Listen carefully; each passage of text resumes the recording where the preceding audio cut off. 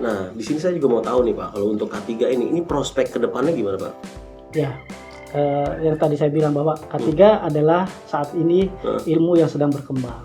Prospeknya lagi ngetren, sudah jelas. Banyak lulusan K3 itu pas begitu lulus dia langsung dapat pekerjaan. gitu. Karena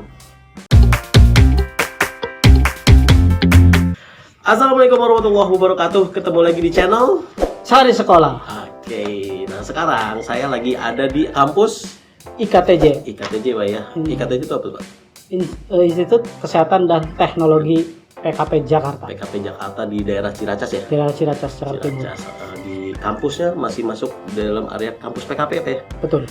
Oke, nah sekarang saya bersama dengan Bapak, saya kenalan dulu Pak. Nama saya itu Pak Warendi, tapi sering disebutnya lebih kerennya itu Pak Rendi. Lebih mudah lah untuk lebih rendah ya. Berarti saya manggilnya Pak Rendi aja dong? Boleh.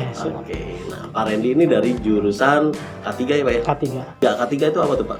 Kesehatan Keselamatan Kerja. Kesehatan Keselamatan Kerja ya. Nah, jadi bagi masyarakat yang mau tahu tentang jurusan K3 ya Pak ya, seperti apa, udah gitu apa keunggulannya, manfaatnya, bahkan outputnya nanti kemana, mungkin juga masyarakat di sana, di luar sana lah mau tahu tentang jurusan K3 itu apa gitu. Nah, kalau boleh tahu apa sih Pak K3 itu, jurusan K3? Baik, K3 itu merupakan ilmu yang saat ini sedang tren saat ini. Karena kesehatan itu kan biasanya gini Mas, kesehatan itu kan peminatannya itu tren-trenan gitu. Saat ini K3 memang jurusan sedang tren, sedang isu terkini terkait dengan pengembangan Indonesia saat ini. Jadi saat ini dulu orang berbicara K3 itu selalu berbicara dengan proyek, tambang, migas, terus konstruksi. Tapi sekarang K3 sudah berbicara ke rumah sakit, sudah tren. Ada K3 rumah sakit. Jadi sekarang lebih fleksibel lagi. Gitu. Dulu K3 orientasinya ke pencegahan kecelakaan. Selalu orientasinya ke kecelakaan kerja. Sekarang sudah beralih ke pencegahan terjadinya kecelakaan kerja. Jadi sudah meluas, sudah fleksibel lagi. Tapi orang memang K3 itu masih keselamatan kerja. Masih berbicara keselamatan kerja. Gitu. Ya karena kan gini, biasanya orang akan melihat ketika misalkan nih di pembangunan gedung itu kan ada tuh K3 gitu ya, keselamatan kerja harus pakai helm atau apa gitu. Nah, kalau boleh tahu apa sih Pak yang dilakukan sama si mahasiswanya di jurusan K3 ini? Ya. Yang pertama mahasiswa itu melakukan menganalisa itu apa nih faktor resiko yang kemungkinan dapat mengakibatkan kecelakaan kerja. Di situ dia menganalisa kira-kira apa. Setelah itu membuat rancangan untuk program dia kira-kira untuk mengatasi kecelakaan itu apa. Jadi sampai di situ. Terus sampai setelah melakukan analisa, terus melakukan programnya apa, tindakan nanti apabila terjadi kecelakaan apa yang harus dilakukan. Sampai di situ. Jadi itu di proyek-proyek seperti itu. Makanya di situ ada yang namanya HIRAK lah. Jadi lebih detail lagi di situ. HIRAK. Jadwal rencana kerja di situ. Itu namanya HIRAK kalau ilmu K3. Jadi ada seperti itu. Ini misalnya ini yang faktor bahaya, ini yang kemungkinan menyebabkan bahaya, sehingga pekerja itu akan hati-hati setelah ini akan menimbulkan bahaya, ini dapat menimbulkan bahaya, ini tidak. Jadi seperti itu. Nah, di sini saya juga mau tahu nih Pak, kalau untuk K3 ini prospek ke depannya gimana Pak? Ya, yang tadi saya bilang bahwa K3 adalah saat ini ilmu yang sedang berkembang. Prospeknya lagi ngetren, sudah jelas. Banyak lulusan K3 itu pas begitu lulus dia langsung dapat pekerjaan. Karena prospeknya jelas. Terus tingkat kebutuhannya juga sekarang ini sangat dibutuhkan. Walaupun saat ini kondisi pandemi. Tapi prospeknya sudah jelas ditunggu karena proyek atau perkembangan industri di Indonesia semakin berkembang terus dan itu selalu membutuhkan orang-orang K3. Ada HSE, tapi K3 tidak hanya bekerja di industri, dia bisa jadi konsultan, dia bisa jadi instruktur, dia bisa jadi manajer juga bisa. Di situ jadi lebih luas lagi gitu. K3. Iya, makanya tadi apalagi sekarang K3 udah masuk ke rumah sakitnya sudah ngetren lagi karena syarat akreditasi rumah sakit juga harus ada orang K3 di situ.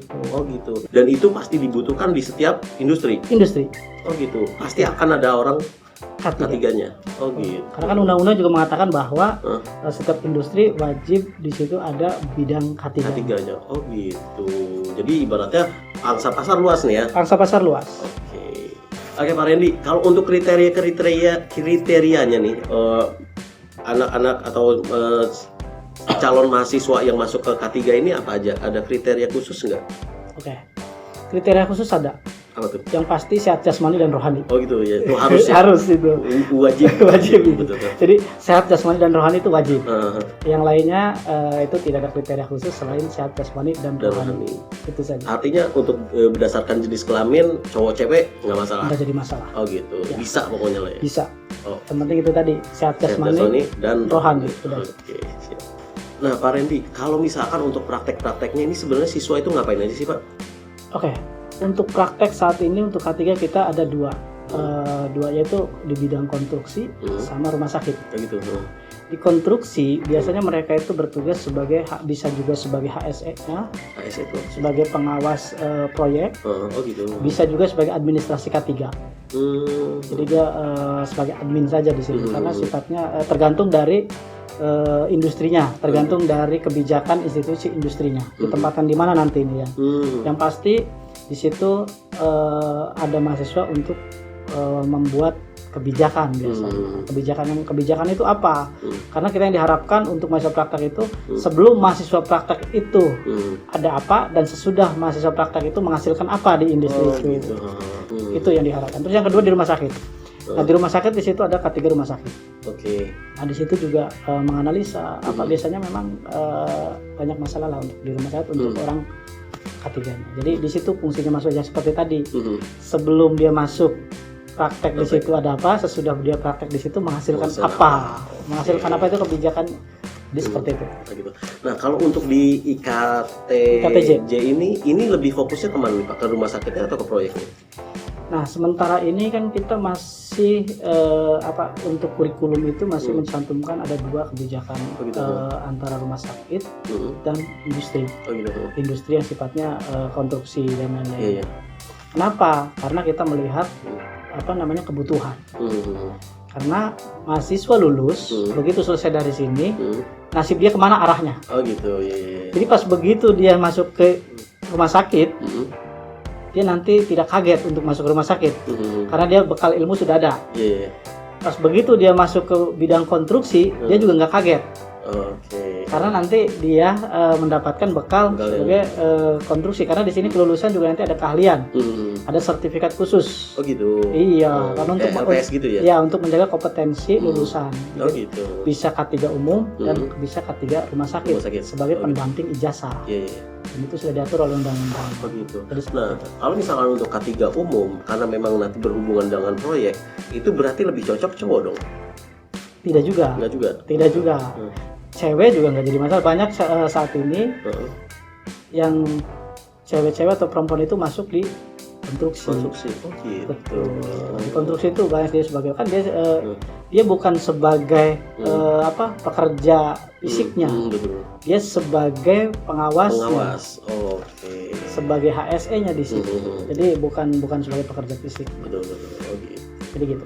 Nah mungkin masyarakat juga pengen tahu nih, penasaran ya, ketika kan misalkan masyarakat atau calon mahasiswa masuk ke jurusan K3, setelah bekerja gajinya berapa sih? Langsung kita tanyakan aja.